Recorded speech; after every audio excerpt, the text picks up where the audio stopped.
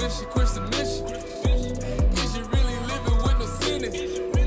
You ain't been to church since Christmas. Do you really practice what you preaching? I literally stayed broke for years to prove to myself that money don't make me happy.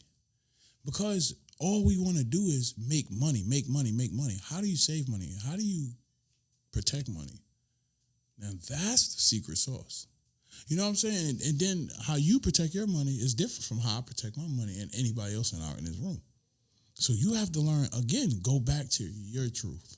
So I had to learn my truth. I had to learn my history. I had to learn that, oh man, it's crazy. It's deep. It ain't crazy. It's enlightening, man. I'm not gonna lie to you, bro. So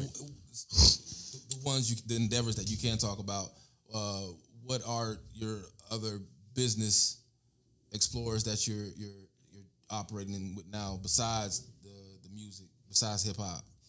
I'm definitely going into the crypto. I'm gonna say that up top. I come from crypto, living in Clayton County. When people talk about longitude and latitude, follow that. It'll be right there. So if you know what I'm talking about, you get that drip. So that's how I knew about that. Crypto been out since like playing Far Cry video game. NFTs, excuse me. Then I could jump to NFTs. NFTs came from Far Cry. My first time seeing, I was like, that look like, my man was like, yeah, Waka, you never heard of this? I'm like, oh, all right, whatever. So how'd you get into it? It's just games, video games. Like my nerd friends, what they call nerds. To me, nerds is gangster. I call them gangster nerds. Yeah. Like I only had two kind of friends, nerds or gangsters. That's it. Anything else in between was like, whatever.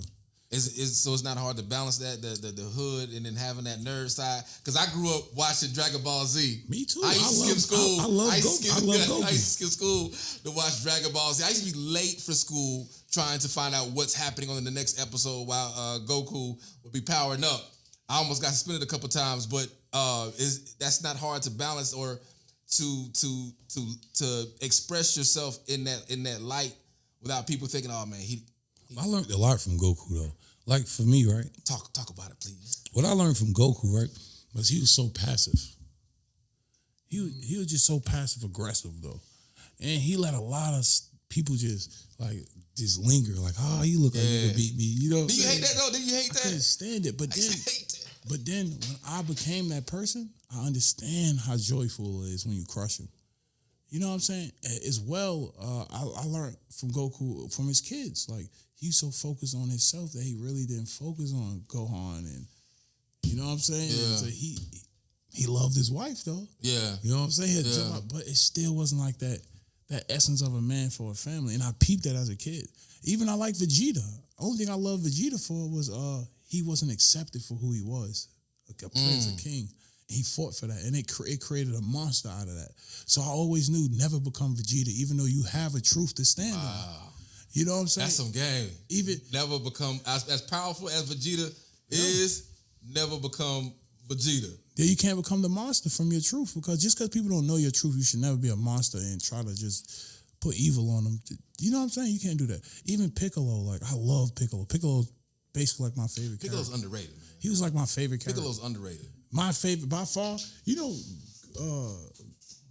Piccolo, man, he was just ill. Like he was like the doctor. He was like the healer. He was like the guy that knows stuff. He was ill. You know what I'm saying? Speaking about family, man, listen, I personally want to say, man, I've watched the growth between you and your wife Tammy. Yeah. And man, I have so much respect for you, because especially growing up in hip hop, man, I was like, man, I'm never getting married, or I'm never settling down. I can't wait until that day that I am married, that I do have that family. I can come home to see my kids, man. And you were one of the first artists. I mean, definitely not the first artist to ever do it, but like to display it in such at the height of your career, bro. You know what I'm saying? Because I ain't want that career. I ain't want it, bro. I'm not gonna lie. I ain't want it. I ain't want it because I didn't know how to control it. I didn't. Now I do. And do I want it? Yeah, I wanted enough to let somebody else have it. I wanted enough to have a record label. I wanted enough to have a company. I don't want it enough to be an artist. I wouldn't mind doing some artistry work, but I'm straight. Even having your family, like all the damage I did to put my wife through. Like I had to be a boy toy. I had to be wild. I had to do this. Yeah. I had to be cool because everybody's not married. I look like your dad. Yeah. You know what I'm saying? I got a lifestyle of your dad. I'm your age. Yeah.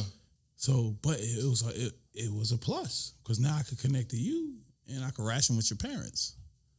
You know what I'm saying? And I'm young. Yeah. So that was that. But again, man, when you get to that level of having a wife, man, just know when you do damage, man, any day that woman will wake up and be like, hey, I'm hurt. Wow. You know what I'm saying? And for me, that's like, I think about that all the time and I'll be like, damn, if that day ever came, I'd be like, I understand. You're my best friend. Yeah. I love you. Like, you know what I'm saying? Yeah. But the world wouldn't understand it. Yeah. If it was to happen, hypothetically speaking. Like, but people just don't understand if they never experienced it. Like, you could tell people all about your experiences. That's why it's cool, because they want to do it. Yeah. Experience is everything, man. So when you get your family, man, you gotta put them first. Nothing else. You are called a husband because you got a household. Yeah. You know what I'm saying? You have children. That's your future. That's your, like, everything. Like, but I learned this late being married. Wow. I didn't know this. I didn't know being a husband is like, that's the start of building a kingdom. Not your career, not your money, not your relatives. No, brother. The one you create, your family. Because people you born with is just relatives. That's not like, that's family, but they prove they family as y'all grow older. But they really your blood relatives. And what makes you and your wife compatible is when y'all have kids. So now y'all families is married in blood. Do you see yourself having more children, more Man, kids? I want as much as kids that I could possibly get. Seriously. Man, I know I was gonna wait to speak about this, but some of the things that I saw before we had this interview, I saw you holding a child, a newborn, and some other things I saw were athletes turning around, athletes and politicians turning around. I wrote it down in my notes. I'm gonna show it to you. I was like, athletes and politicians turning around to the truth and the impact. So I said, well, like, Lord, what is this? And I believe what the Lord is saying is that the next level that you're going to, is going to be way bigger than music. Way bigger than music. It already is. I'm already there. See? And and it's hard.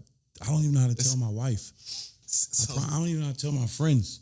But I don't know how to tell nobody. I'm literally in the seat and I'm holding back. Impacting people. I used to be afraid to leave everybody, but if I left you was meant to fall back. Because I meant to go in there with whoever I'm with.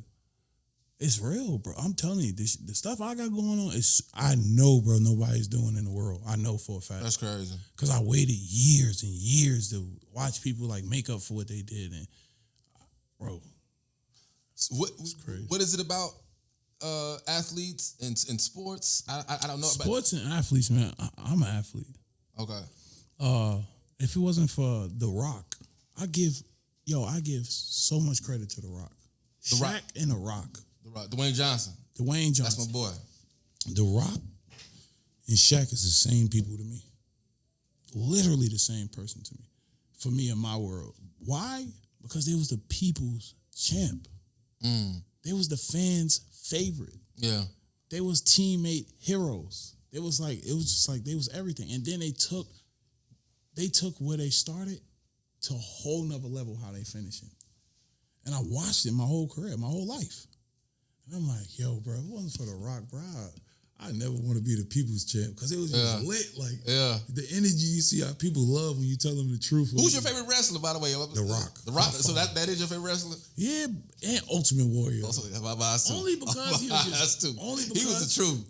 Gorilla Press. He was the truth. Yeah, he was the truth. I think it was just shout out to Ultimate Warrior. It was more of like the demeanor.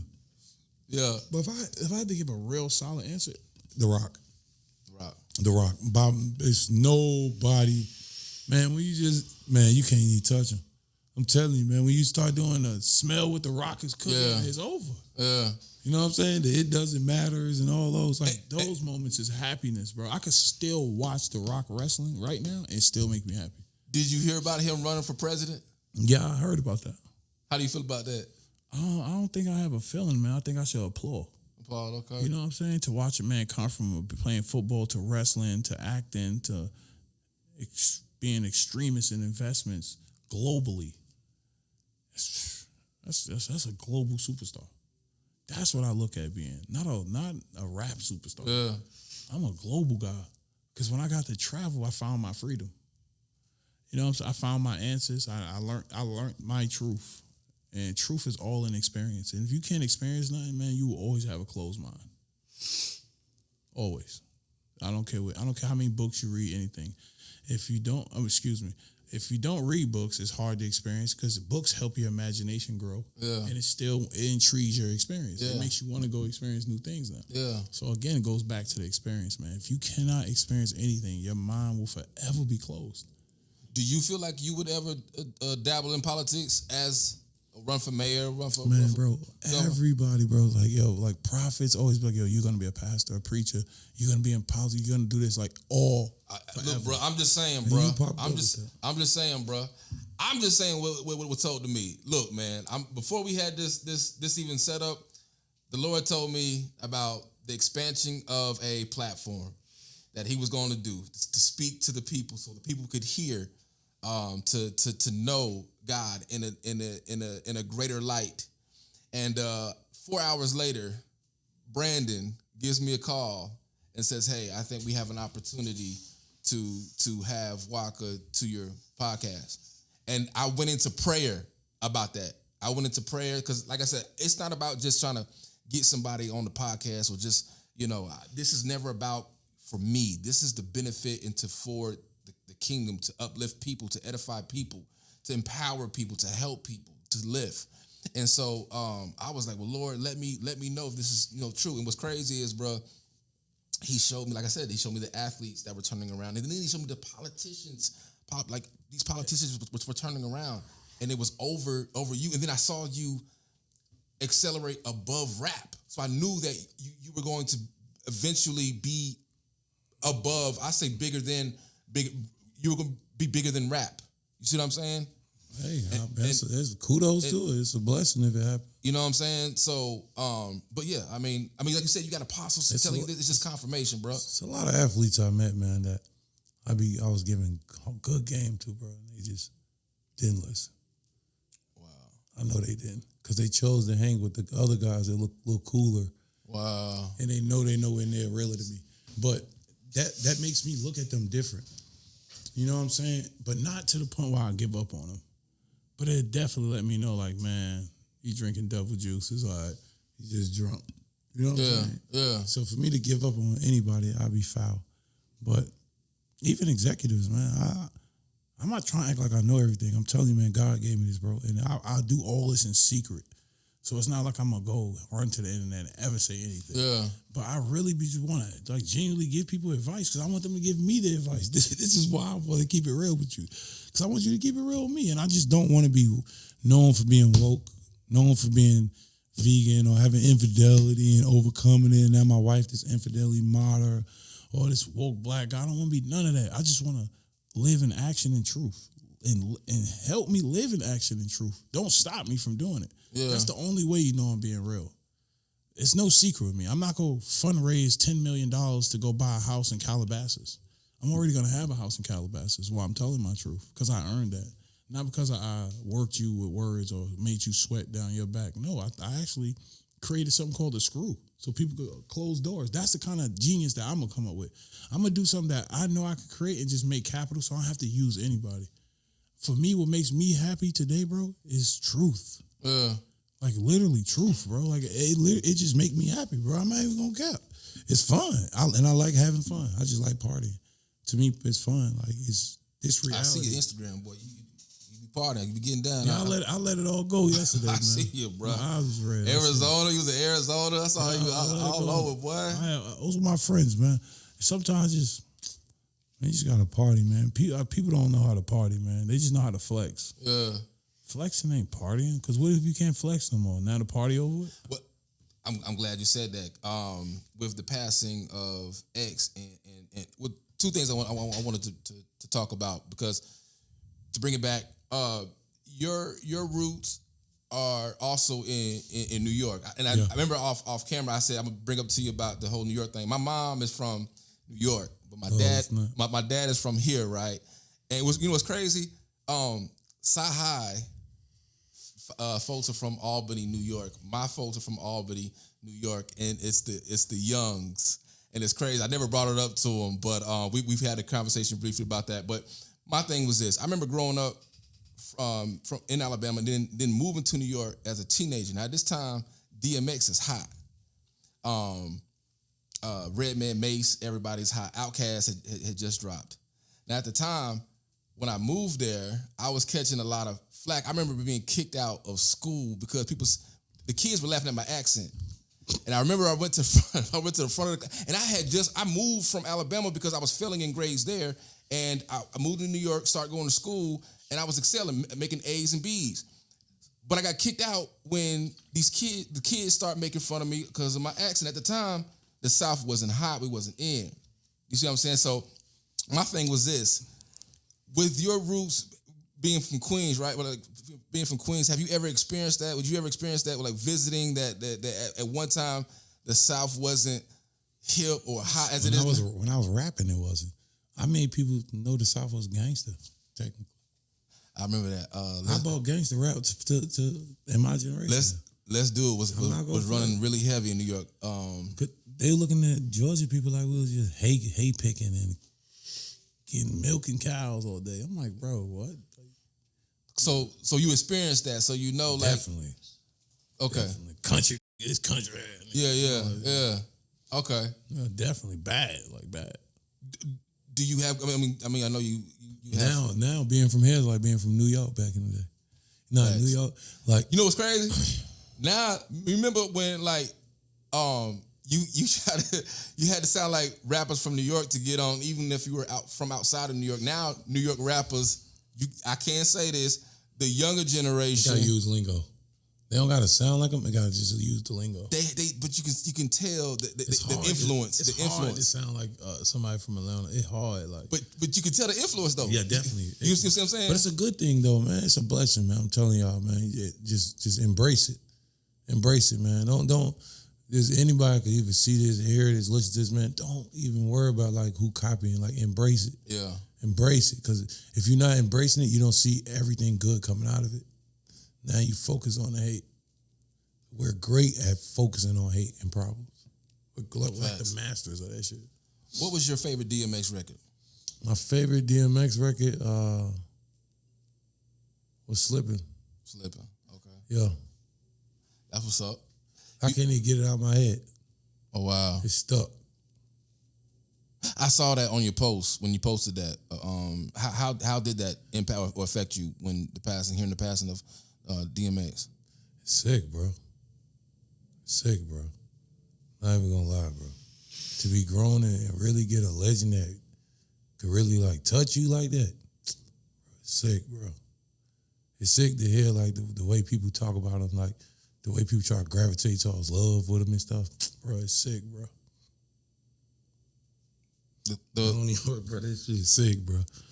Bro, it's sick.